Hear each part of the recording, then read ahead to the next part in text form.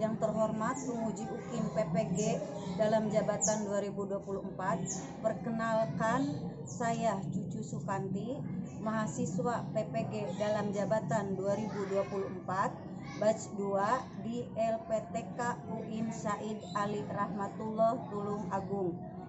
NIM 187013132400215. Saya mengajar di SD Negeri Karampawiatan, Kecamatan Ciasem. Hari ini, Kamis 30 Januari 2025, saya akan melaksanakan praktek pembelajaran uji kinerja di kelas 3 dengan materi pentingnya sholat dan tata cara pelaksanaannya. Mohon saran dan masukan dari Bapak Ibu semua untuk perbaikan pembelajaran berikutnya, agar dapat memberikan yang terbaik untuk peserta didik. Demikian, wassalamualaikum warahmatullahi wabarakatuh. Waalaikumsalam warahmatullahi wabarakatuh. Waalaikumsalam warahmatullahi wabarakatuh. Apa kabar anak-anak yang soleh dan soleha? Alhamdulillah, luar biasa. Allahu Akbar. Sebelum Ibu memulai pembelajaran, kita berdoa terlebih dahulu. Doa kita pimpin oleh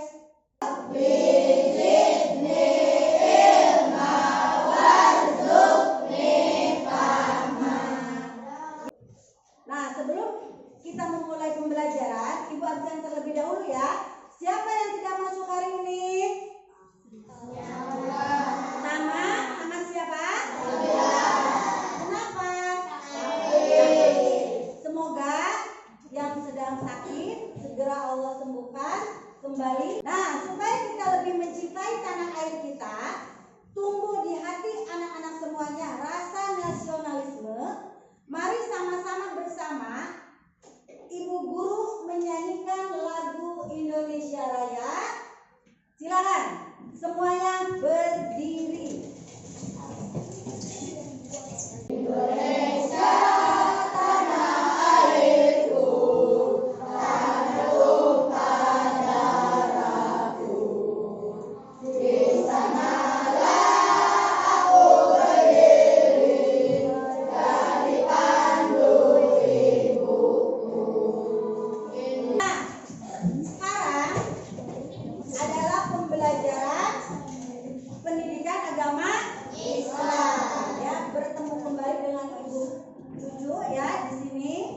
Nah, sebelum Ibu memulai pembelajaran, Ibu akan memberikan pertanyaan tematik terlebih dahulu ya. Coba silakan kalian jawab pertanyaan pemantik dari Ibu.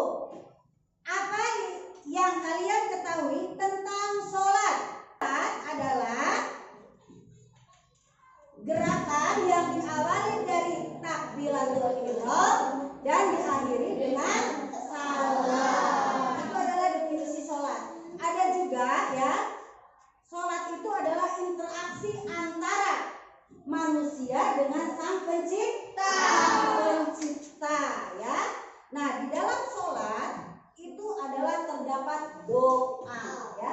Jadi ketika kamu melaksanakan sholat, nah itu otomatis berarti kamu saat itu sedang berdoa, meminta apapun kepada Allah ya. Nah, mengapa sholat itu diwajibkan bagi umat Islam? Karena ya, sholat itu ada di rukun Islam. Rukun Islam yang keberapa? Ya, yang kedua ya. Makanya sholat itu diwajibkan bagi umat Islam ya. Selain umat Islam, di agama-agama yang lainnya tidak ada sholat.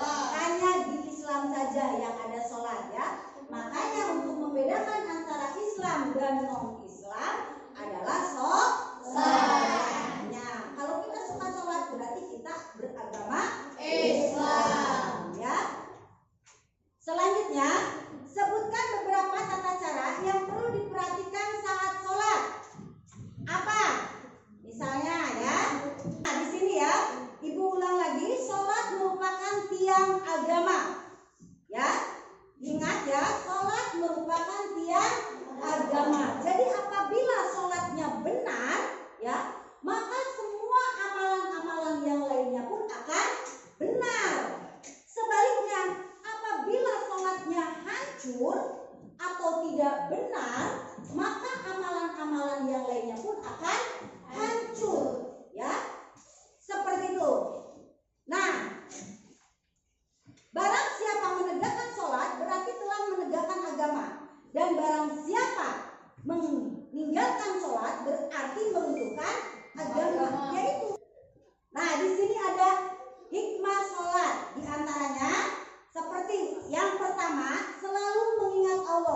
sudah jelas ya.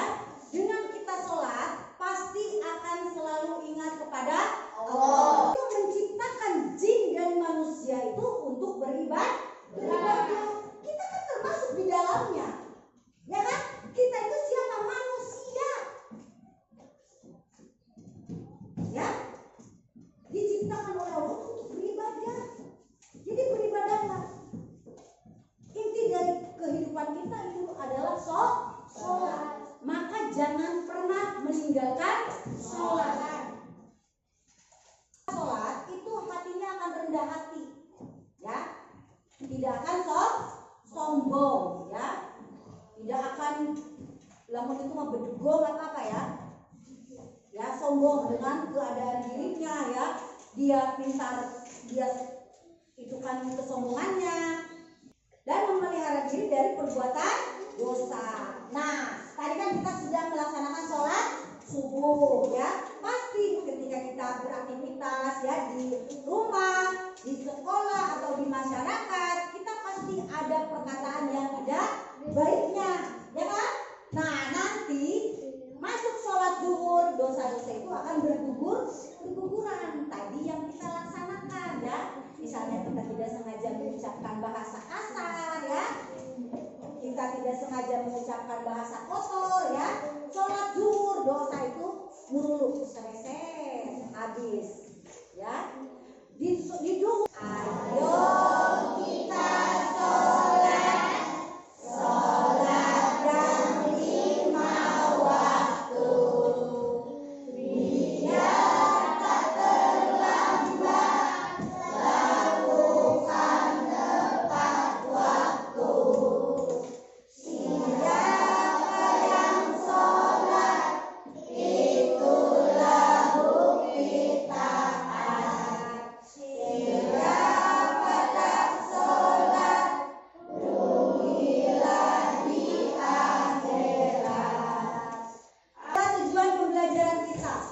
Ya, yang pertama, peserta didik mampu menjelaskan arti sholat dan pentingnya dalam kehidupan sehari-hari. Tadi sudah dijelaskan, ya, arti sholat dan pentingnya dalam kehidupan kita sehari-hari. Ya. Yang kedua, melaksanakan tata cara sholat dengan benar. Yang ketiga, mengidentifikasi hikmah sholat dalam kehidupan sehari-hari. Nah, coba perhatikan lagi. Ini adalah yang pertama. Kita melaksanakan sholat itu adalah dengan niat. Ya. Niat itu dilakukan dalam hati untuk melaksanakan sholat yang akan dilakukan. Misalnya sholat subuh, niatkan dalam hati.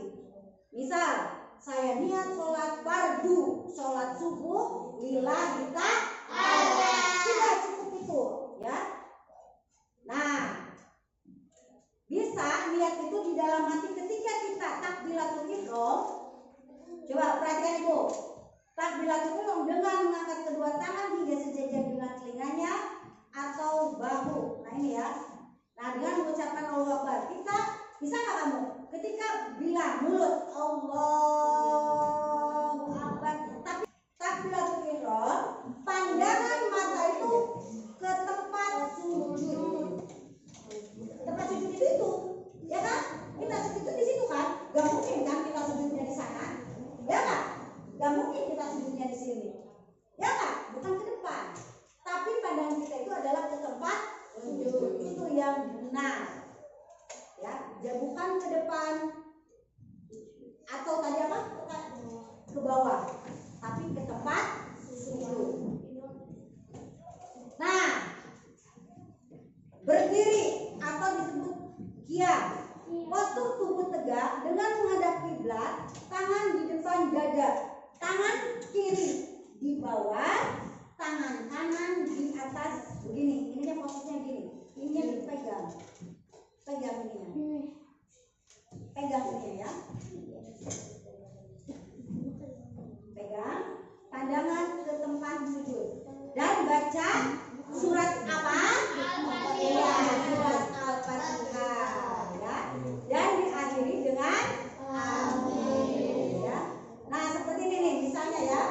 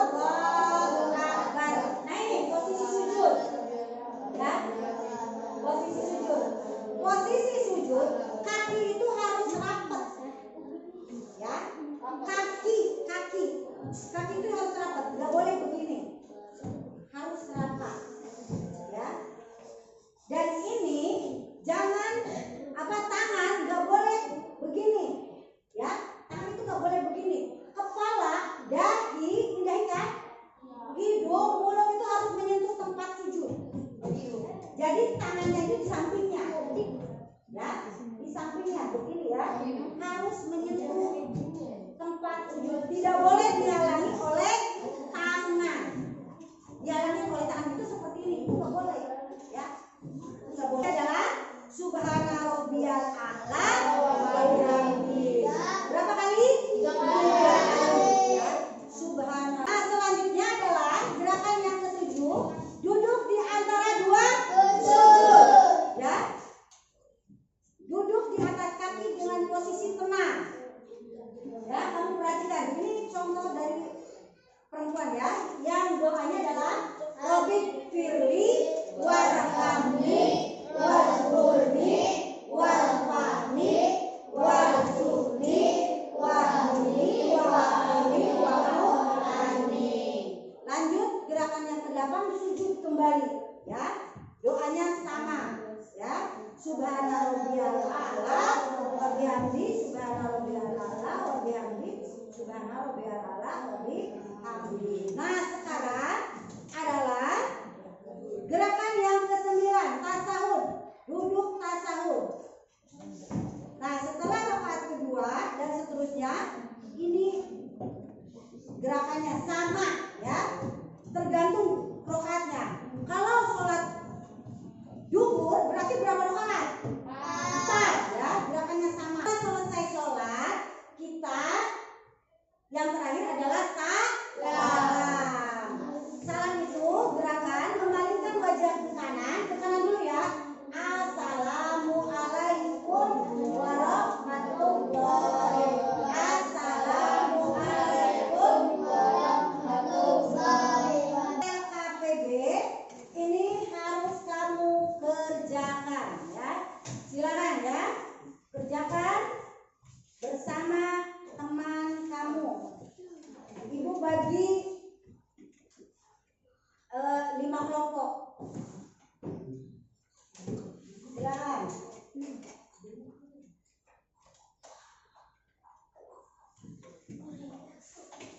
Silakan dikerjakan ya.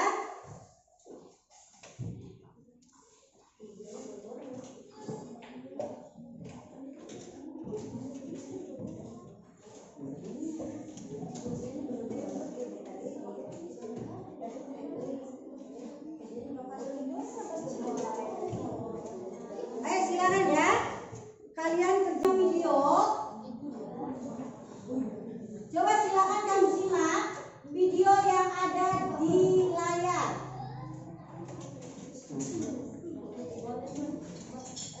Ini dulu ya, definisi tentang sholat dulu. Perhatikan.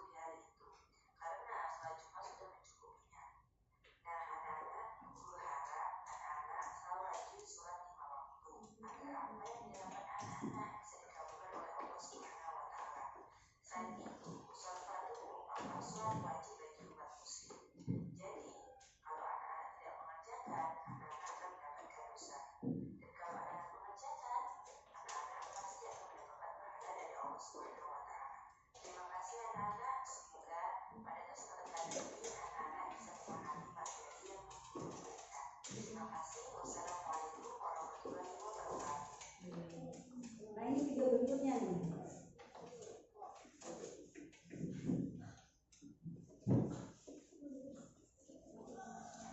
Tentang bacaan sholat ya.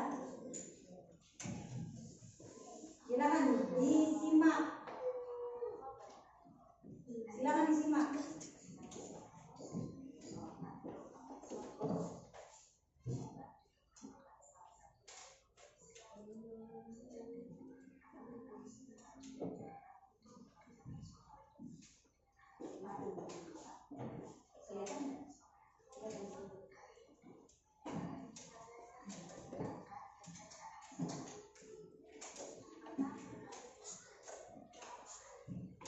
Perhatikan.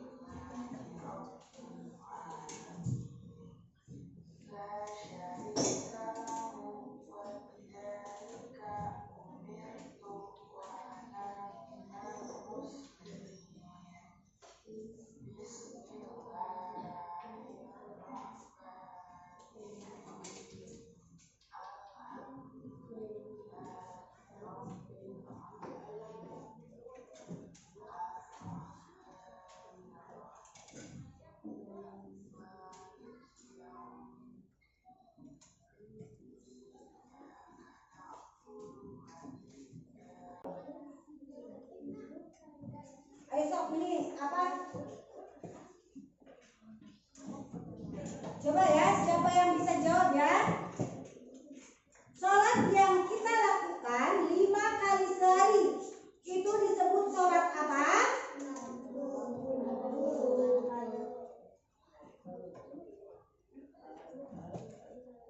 Di sini ada sholat sunnah, sholat wajib, sholat rawatib, atau sholat tahajud. Ya, itu adalah sholat wajib ya. Waktu sholat subuh kapan? Waktunya kita melaksanakan sholat subuh? Ya, setelah terbit matahari atau sebelum terbit matahari atau setelah zuhur atau sore hari? Ya, sebelum terbit matahari. Tepatnya jam berapa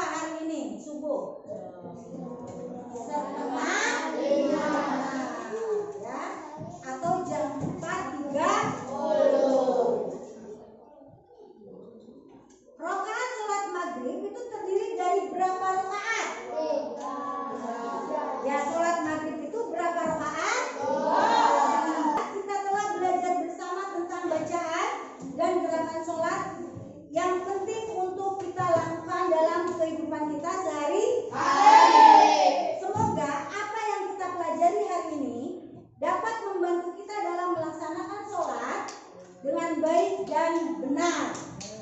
Ingatlah, sholat adalah salah satu cara untuk berkomunikasi dengan Allah dan mengekspresikan rasa syukur kita.